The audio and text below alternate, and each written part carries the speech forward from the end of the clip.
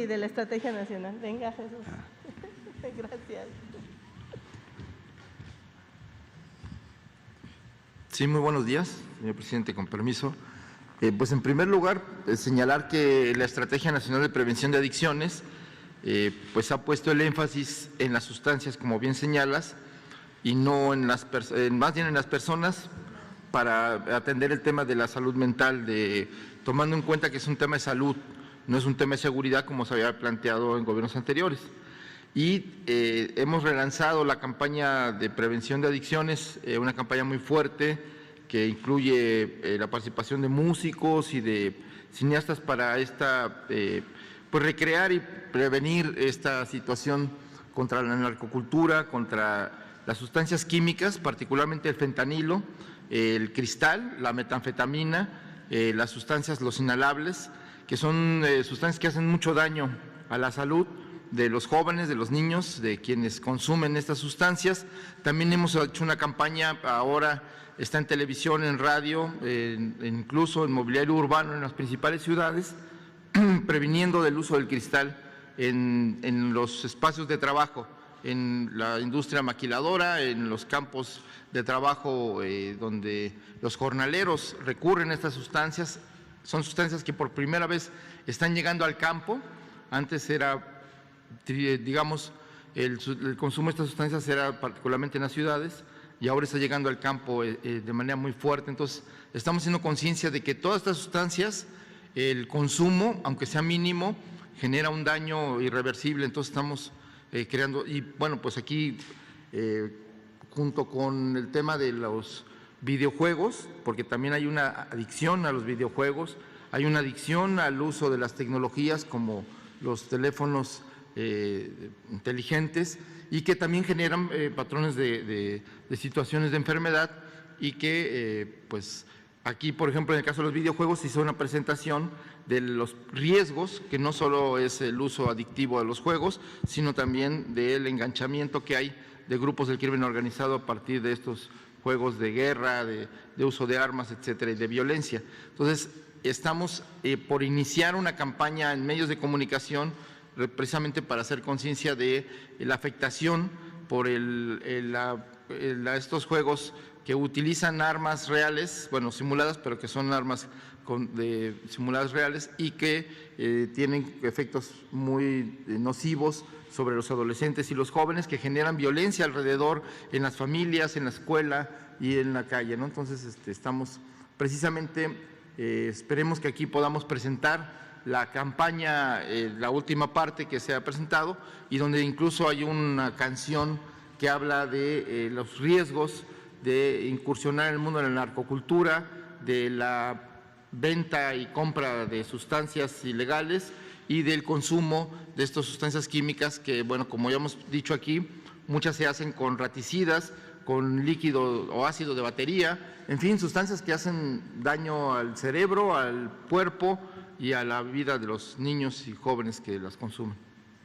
¿Y han visto, Jesús, perdón, han visto una reducción en la demanda con todas estas acciones que se han desarrollado? Al mismo tiempo hay toda una red de apoyo, se ha fortalecido a través de CONADIC y ahora que se incluyó el tema de salud mental en este asunto de las adicciones, ha crecido la red de apoyo psicológico, de atención a los consumidores. En el caso, por ejemplo, de Chihuahua ya se inició un proceso de justicia terapéutica, de sustituir las penas corporales con la atención a través del sistema de salud pública. Entonces, sí se está avanzando en la atención, se están revisando los anexos y los espacios privados donde se atiende a las personas que son adictas o que tienen problemas de consumo de esas sustancias para mejorar las terapéuticas y para evitar también que se vuelvan en lugares de enganchamiento de los grupos del crimen organizado. Gracias.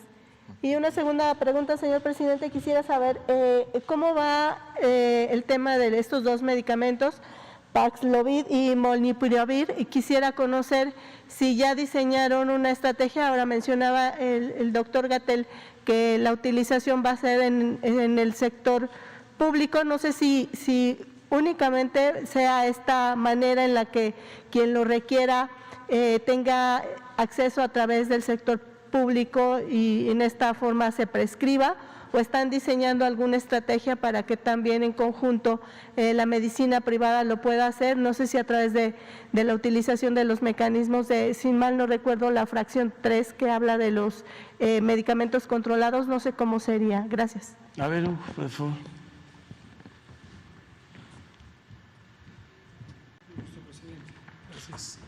Gracias, Liliana Noble de Pulso Saludable. Sí, efectivamente, como lo mencioné y lo había mencionado el secretario Alcocer, estos dos medicamentos, molnupiravir y Paxlovid, que producen distintos laboratorios farmacéuticos, son hasta el momento dos innovaciones terapéuticas para el tratamiento de COVID-19. Pero por ser medicamentos nuevos o de indicación nueva, están todavía en una fase de lo que en los estándares internacionales se conoce como nuevo fármaco en investigación. Esto en inglés le llaman Investigational New Drug. Esto lo que exige es un proceso de vigilancia continua en un proceso de investigación que no ha concluido. En estas condiciones es un estándar mundial también que las agencias de regulación sanitaria de alto desempeño, como lo es COFEPRIS, como lo es la FDA, la EMA o varias otras, ANMAT de Argentina, no establecen o no otorgan autorizaciones de registro comercial. Por el momento tienen una característica que es autorización de uso en emergencia. Y eso es una autorización acotada, no se puede hacer con fines comerciales, sino se hace en el contexto de la emergencia. La manera en que lo hacemos, y ya lo hicimos con mucho éxito con Remdesivir en su momento, que estaba en una condición semejante, o lo estamos haciendo con todas las vacunas que también están en esa condición de autorización de uso de emergencia, es que el Estado mexicano tutela el correcto uso de este medicamento. Uno de ellos tiene importantes restricciones respecto a su uso, el molnupiravir.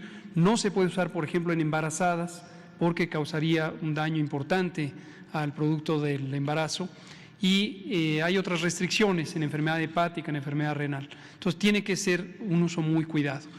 Pero como digo, con la experiencia que tuvimos en Remdesivir, tuvimos una muy buena coordinación con el sector privado, de modo que pudimos hacer uso de él con la tutela del gobierno, pero también beneficiando a las personas que se atienden en la medicina privada.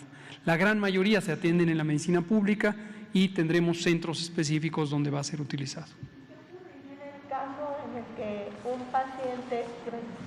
¿Qué ocurriría en el caso en el que un paciente privado, el médico le prescriba más bien este medicamento? ¿Tendría que dirigirse a una institución de salud pública para que se lo otorguen? ¿Cómo sería? Insisto, en el caso del Remdesivir, en su momento, ese otro medicamento antiviral era de uso intravenoso, y lo que establecimos son una relación formal con ciertas unidades de atención del sector privado. Hay médicas y médicos muy excelentes también en el campo privado, tenemos muy buena relación con todos ellos, y se les encomendó la tutela de ese medicamento de uso intravenoso. Estos dos son de uso oral, son pastillas. Entonces el modelo es un poco diferente, pero también estamos buscando un mecanismo en donde el sector privado tenga una salida a través del uso en el sector público y desde luego gratuito. No olvidemos que un empeño fundamental de este gobierno es que todos y todas tengan medicamentos gratuitos, independientemente de su afiliación a alguna institución o carencia de esa afiliación. Muchas gracias. Estamos en negociaciones con los laboratorios que los producen. Evidentemente, en una negociación de este tipo, esto es información confidencial, es parte de la negociación y respetamos lo que los laboratorios piden, que no hagamos público el precio al que lo están ofertando. Muy pronto, ya la negociación está en curso avanzado. Tuvimos un esquema muy temprano de relación, los laboratorios nos buscaron, y en la Secretaría de Salud establecimos varias vías de comunicación. Una fue para el propósito de regulación sanitaria, que culminó con éxito con las autorizaciones de uso de emergencia. Aquí quiero destacar también en mi agradecimiento a nombre del sector salud a CONACYT y a la doctora Álvarez Builla y a un grupo de expertas y expertos en ciencias de la salud que forman parte de un grupo técnico de análisis que nos ha ayudado mucho a facilitar el proceso de la autorización sanitaria. Pero en paralelo teníamos ya relación con las representantes de ambos laboratorios y entonces fuimos construyendo la negociación. Probablemente en esta semana o la que sigue se concretará y en febrero ya estaría en uso, si no es que en la última semana de enero.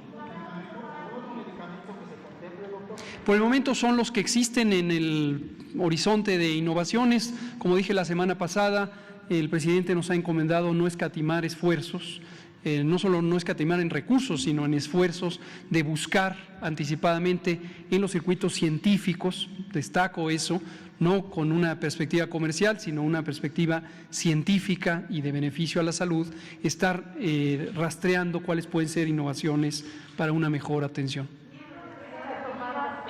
¿Vale?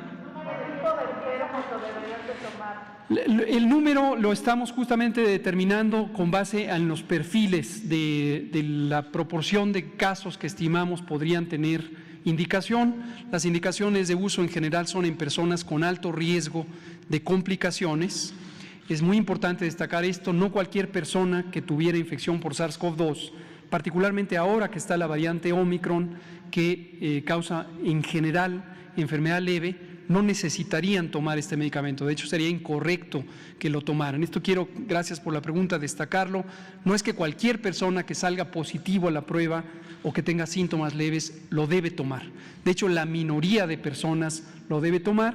Cuando se hicieron los ensayos clínicos de ambos medicamentos, molnupiravir y Paxlovid, se investigaron antes de tener altas coberturas de vacunación en personas no vacunadas, y se investigaron cuando existía la variante Delta y otras variantes previas que dan un cuadro clínico más agresivo.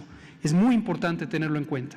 No es para un uso generalizado masivo, es para prevenir las complicaciones en personas que tienen alto perfil o alta probabilidad de complicaciones. Bueno, nada más para complementar.